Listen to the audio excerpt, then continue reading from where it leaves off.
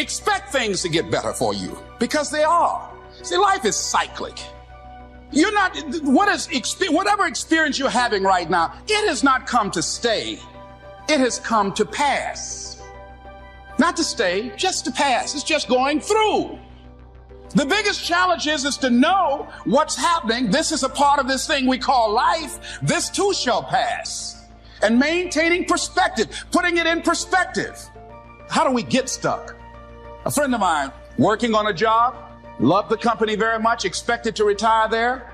And one day they called him in the office, asked him for his badge and identification, told him he was fired and he had to leave then. He was devastated. And if you came anywhere near him, he will tell you his story. As we all have stories. Even when he got a job, he went on the job telling anybody who would listen how they fired him unjustly. And he always ended with, it wasn't fair. Life isn't fair. It's not fair that birds eat worms, and they do. Don't deviate. Don't procrastinate. Don't become frustrated. All you have to do to win this battle is stay on track. Where there's a will, there's a way. In fact, we are often tormented by vision because the visionary sees what shall be and wakes up to deal with what is. Means that you can't get to the destination just because you want it, just because you saw it, just because you like it, just because you need it. You know, when you go into a service station to get gas, you don't go in there and just start pumping. When you push the lever up, it clears the previous bill.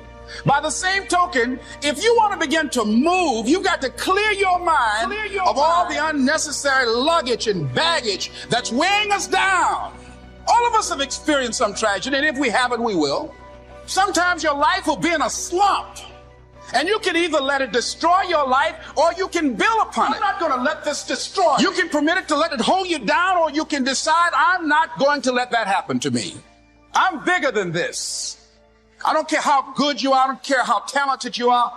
I don't care how much you work on yourself. There are some times when things aren't going to go right. There are times when anything that can happen will happen. Make a declaration to yourself. Declare all out war that you're going to get out of this rut. I suggest to you that if you are facing a challenge, don't stop. Stay busy. Work your plan. Continue to do those things that you know that work for you after you have evaluated yourself in the situation. Sometimes you have to back up and go within and pray and meditate and recharge your batteries. Go away, clear your head, and then come back and look at it from a different vantage point. You have been disappointed over and over and over again. And every time you try, you come up short. And some of us have tried, got blocked. Tried, got blocked. Tried, got blocked. And I tried so hard and I still got looked over. And don't you know it's hard when your expectation has been damaged by disappointment? It's a slow damage. It's a slow tearing of the muscle fibers. The day that you start living your life according to everybody else's opinion is the beginning of the end. Your problem is every time you step out, you have yoked yourself up to people that you have no business being yoked up to, and your life is going in zigzags. Why is it I'm back here again, this time like I was last year? I should have overcome that. I should be further. I should be stronger. Most of y'all don't actually know your self-worth. You don't know your self-value. So you're like a vulnerable little child. You're shaking, and it's like, everybody loves me this week, so I love me this week. Next week, it drops. So now you're running around insecure and not loving yourself, sad and depressed, based on the feedback, the responses, and the energy that the rest of the world is giving you. But have you ever considered the reason why you're going in circles is because you never stop to consider, have I ever checked my circle? Someone say, check your circle.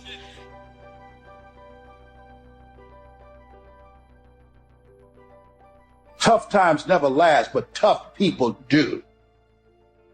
It's not there to stop you. It's only there to challenge you. You want to grow through it. You can always do more. You always have another gear, another level of performance. You can always push a little bit harder, work a little longer. You have complete control over whether you get it or not.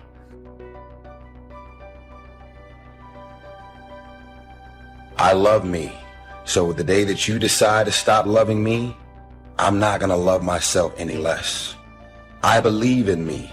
If you stop believing in me, I'm not going to believe in myself any less. If you believe that I'm irrelevant, because you think or believe that about me, it doesn't mean that I'm going to believe it about myself. A person of character doesn't care if you discover their private life. If you are afraid that I may find out about your private life, you have no character. You are a character. The day that you allow the opinions of the outside world to dictate the way you feel about yourself, it is the beginning of the end of you living a blessed and self-loving, secure life.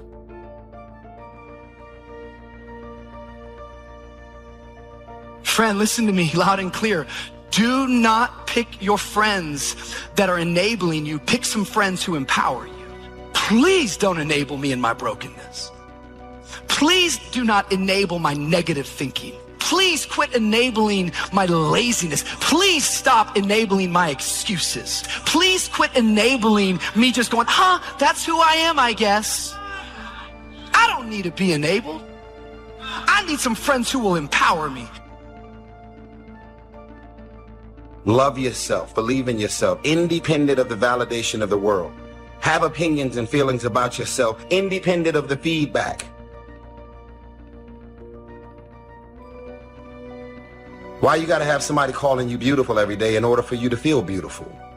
Do you believe that you're beautiful, or do you only believe you're beautiful when other people say that you're beautiful? Self-love is the cure to self-hate. A truly courageous person is not afraid of what might or might not happen next week or next year. He fears not making the most of every moment today. A truly courageous person fears making appearances more important than realities, making impressions more important than communication.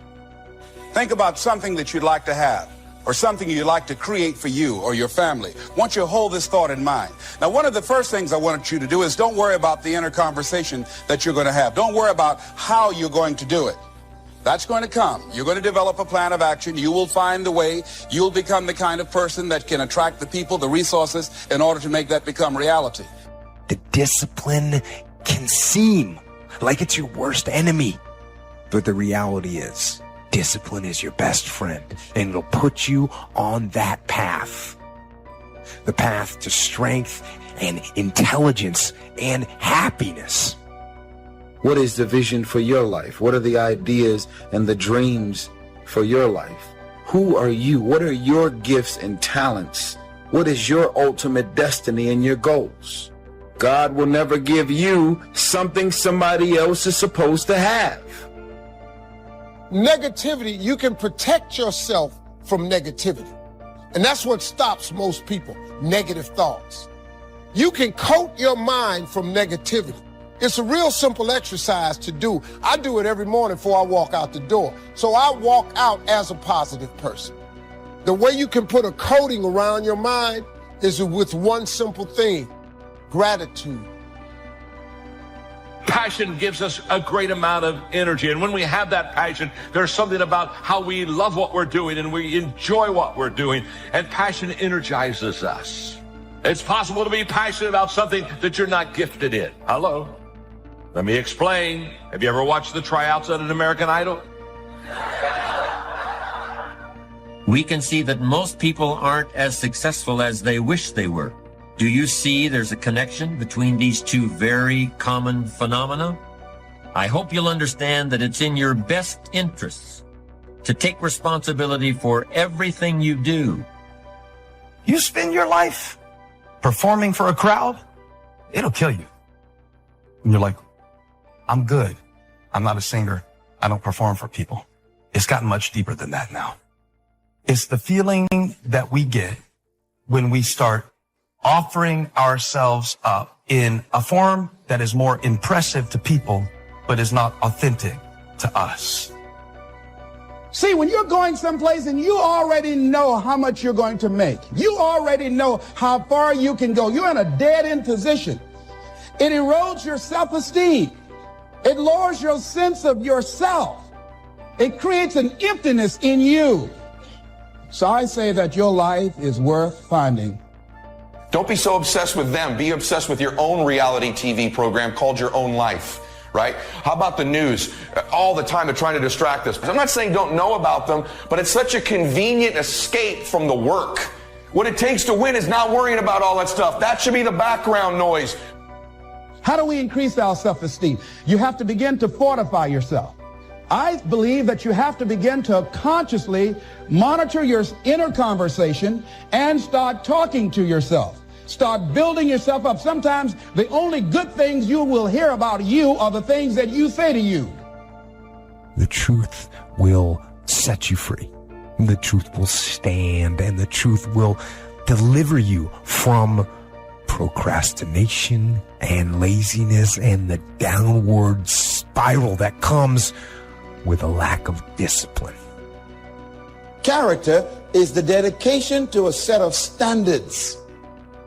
What are your standards that you've set for your life? I will never violate my standards. You got to say that every day. I do not tell lies. That's a standard.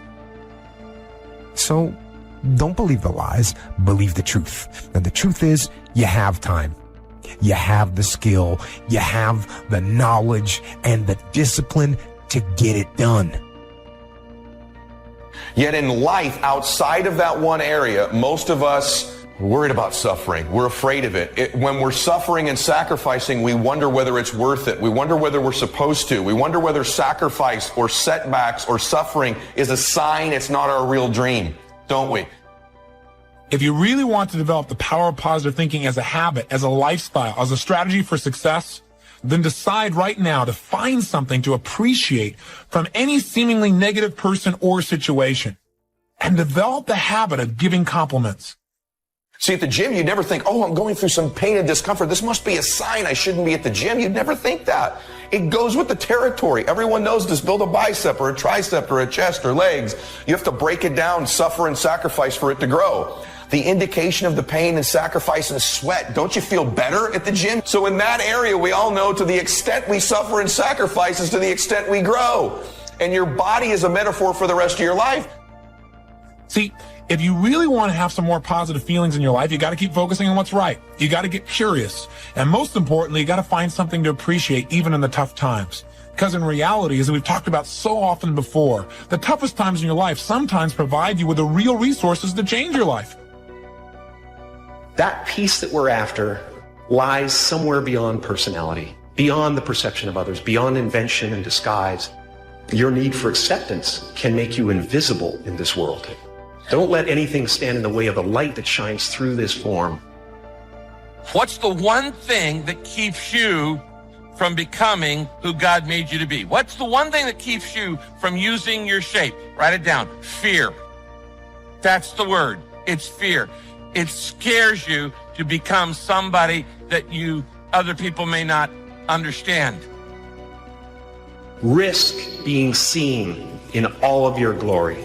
Our eyes are not viewers. They're also projectors that are running a second story over the picture that we see in front of us all the time. Fear is writing that script, and the working title is, I'll Never Be Enough. And when I say life doesn't happen to you, it happens for you, I'm just making a conscious choice to perceive challenges as something beneficial so that I can deal with them in the most productive way. You'll come up with your own style. That's part of the fun. It's something in me that says, I need to do this. So that's the first voice. But we've trained ourselves to ignore this voice and listen to the second voice that I believe is a collection of the average society. It's what we learned. It's the practical voice, the should voice. Whenever you say I should do, where are you getting that from? What society says. Well, we forget society's kind of crazy. It's like, why are we using them as the bellwether that we should get our advice from, right? 52 is the age at which a man's philosophy is fully formed. But it's okay to run a little behind schedule as long as you recognize it and do something about it. And you don't need volumes of books or the library in order to create a personal philosophy. You can do that anywhere. You can do it right here. So this first voice goes, I think we should do this. And we go right to this voice that says why we shouldn't. So for instance, there's many people that feel guilty about something. If you actually go to your heart, you can understand at a true level why you could have done something like that. Everyone can. But what causes our pain is trying to get society to understand why we did something. But the collective society isn't at a consciousness where they've forgiven themselves for anything. So there's a lot of judgment you'll look at in yourself if you look at yourself through society's eyes. If you make it to the end of this video, I want you to write, self-love is the cure to self-hate.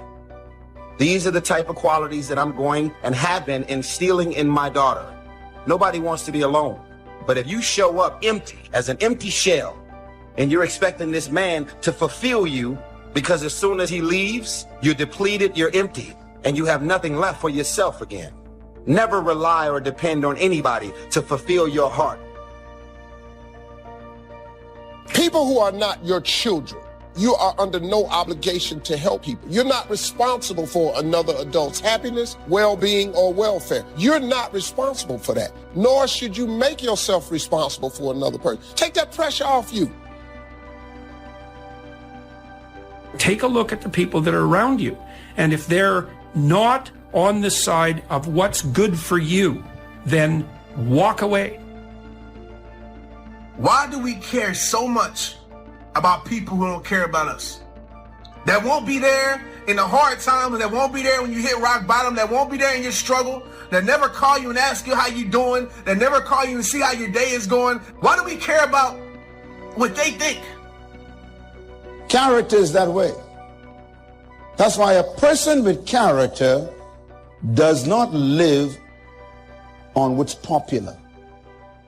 They live on what is principle. The company you keep tells a whole lot about you. Someone say out loud, check your circle. See, the people around us, I don't care what your job is. I don't care how strong you are. I don't care how far down the road of life. The people around you, the more time you spend with them, I don't care who you are, you're going to become like them. But sometimes when you give from your heart, you are empowering people. And when you empower the wrong one who has malicious intent, they got their hand out because they have no power. They're weak, they're broke, they're struggling. Something is going on. And you reach your hand out to them. You let them move into your home. You let them borrow money. You let them use your car. So therefore you are empowering them. They take your hand, and as soon as they get off the ground, that hand becomes a fist, and they proceed to knock you out. If you've got somebody that's dragging, that's going down in a downward spiral, and you decide that you're just going to pour everything into them, well, then you're going to go down that downward spiral as well. And now you're not going to be able to help them. Oftentimes when you think you're helping someone, you're really just enabling them. You got to detach. You got to make sure you're not becoming emotional. You got to make sure that you're seeing the person and the situation for what it really is. Not what you want it to be, but what it really is, who they really are, what they are really doing. Experience is your highest truth, and I don't want you to ignore the truth. I don't want you to disown the experience. There was an open hand from your heart to help somebody get on their feet. And once you took their hand, they took that same hand that you helped them get up with, turned it into a fist, and tried to figure out a way to knock you out.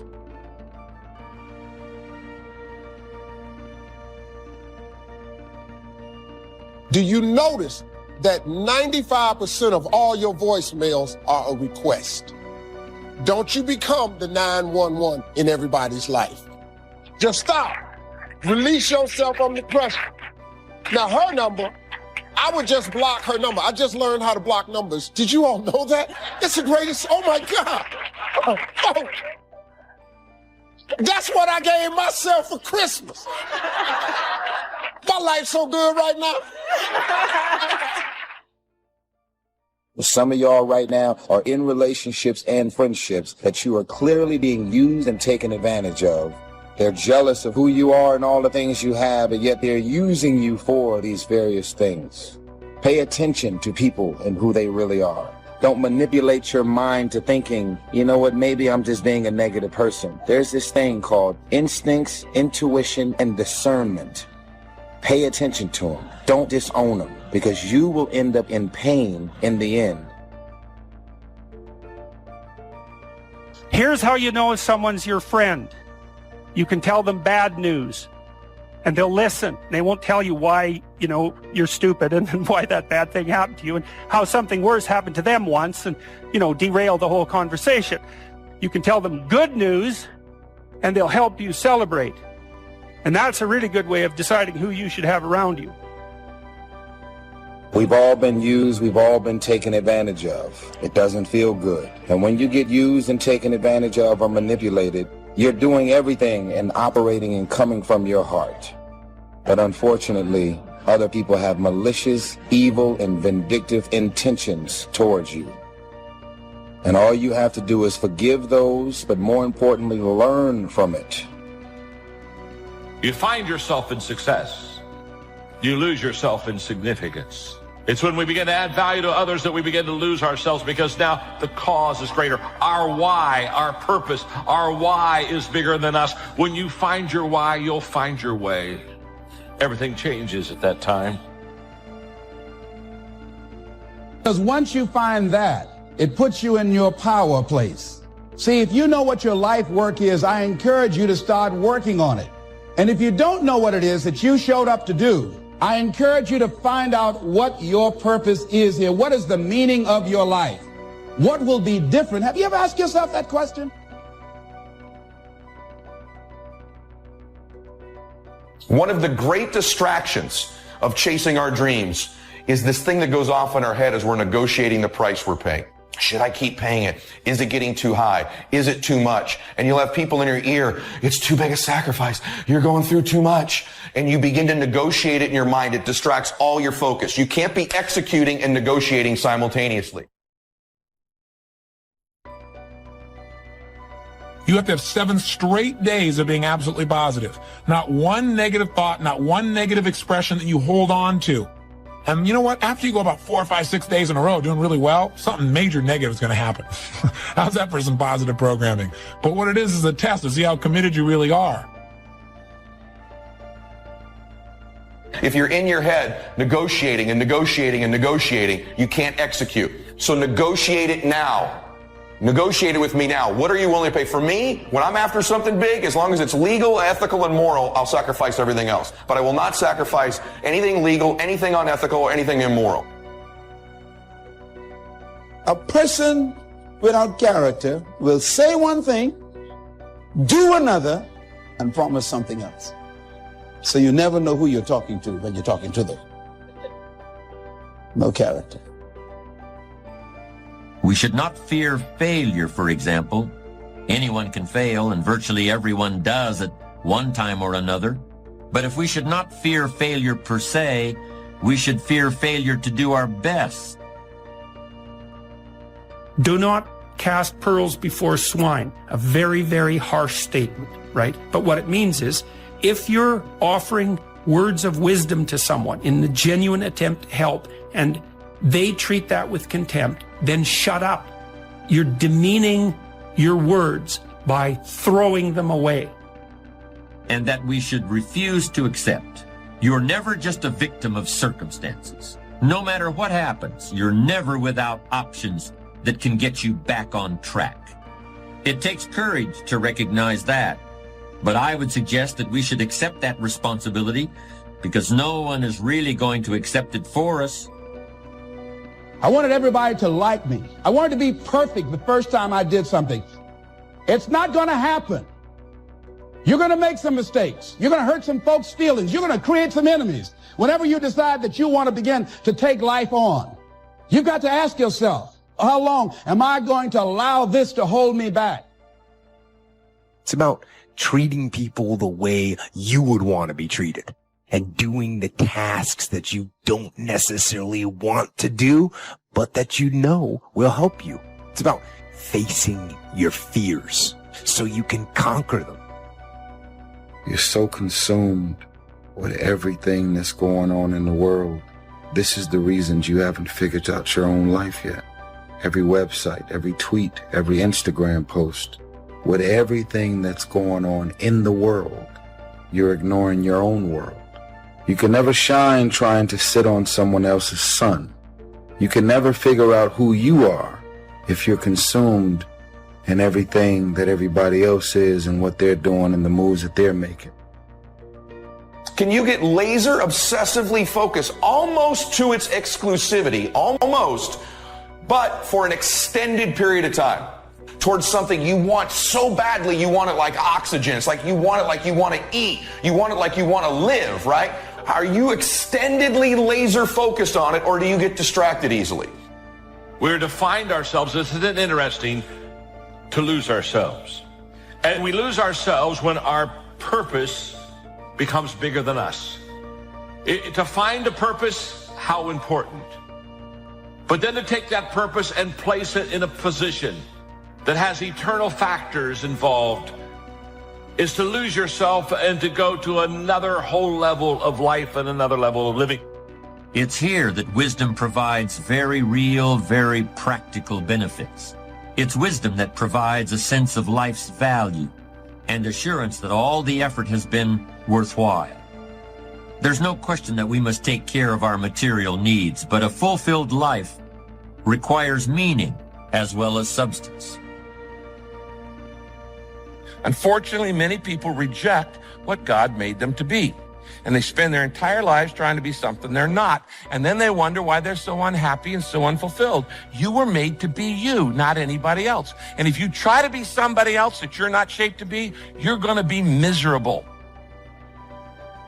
People don't do what they know in life, but what they do is they operate within the context of the vision they have of themselves. How to begin to get a larger vision of yourself and how to begin to make this your decade. Because in order to do that, it's going to be very challenging. It's going to require that you begin to see yourself worthy of the requirements in terms of effort, in terms of commitment, in terms of action, or whatever it is that you need to do in order to take your life where you want to take it. Of course, the reality isn't quite that simple. But it's not as simple either as thinking that just because you're older, things are now going in the opposite direction. And that while you used to want to do everything, you should now want to do nothing. No, reality is by no means that simple either. Because you've been through some stuff, and you can help them, give them advice, give them insight over things that they may be struggling with.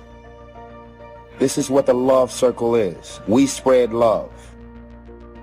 When people write comments and tell their stories, respond to 10 people without you knowing you have signed up to be a part of the love circle. I love you.